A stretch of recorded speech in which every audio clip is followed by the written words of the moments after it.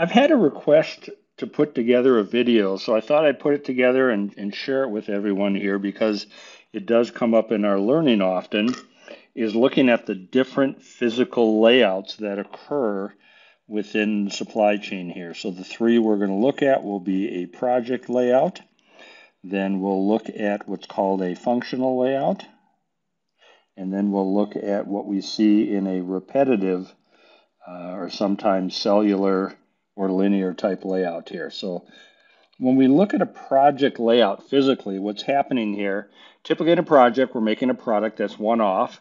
And so what typically happens is the project or the product being made, people come to the product to be made to do their work because often to be able to physically move the product along a production line typically doesn't work. So a good example here of a project where people come to the place being built would be perhaps if we're building like a packaging station. So at the end of production, we could package up all the goods. This is usually a big, huge piece of equipment. Can't move it along an assembly line, so people come to the product being made and make it in that one space, and materials do the same.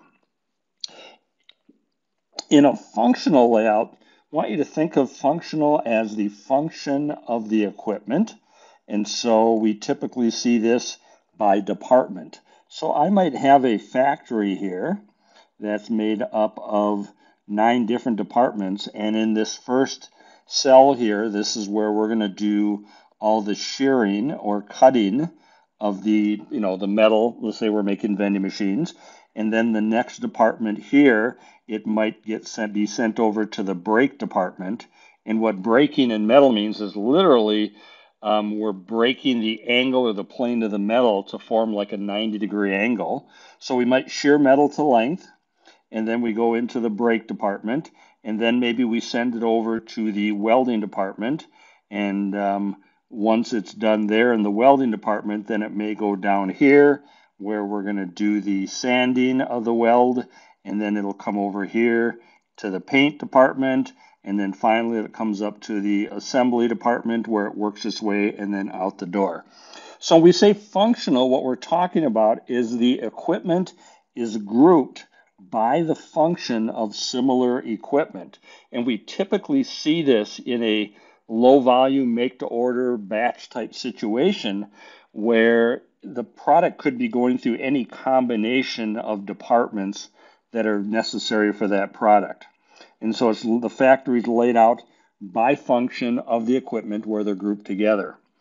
Now, in a repetitive or a cellular environment, what we discover sometimes is we have some products that go through the same steps all the time, and the volume's high enough and repeatable enough that it makes sense to grab, in this case, a shear, a brake, a welding station, another sanding station, and then set up a paint line and finally an assembly line. And so we take those products, we grab one machine from each of those functional areas, and we create a repetitive production line where we can handle the high volume, low variety products. And so once we set up, we just keep running parts through that in one piece or multiple piece flow here. So we're able to get to smaller lots more often. You typically see repetitive. We typically teach it with high volume, low variety, and repeatable business so that it makes sense to pull a piece of equipment together from each department and set up the line. The difference between repetitive and cellular in a very simplistic sense, and there's certainly variations of it, is in a cellular layout, what we run into is we can have a cell which is capable of making a group of similarly manufactured components. So we've got project, functional layout, and repetitive.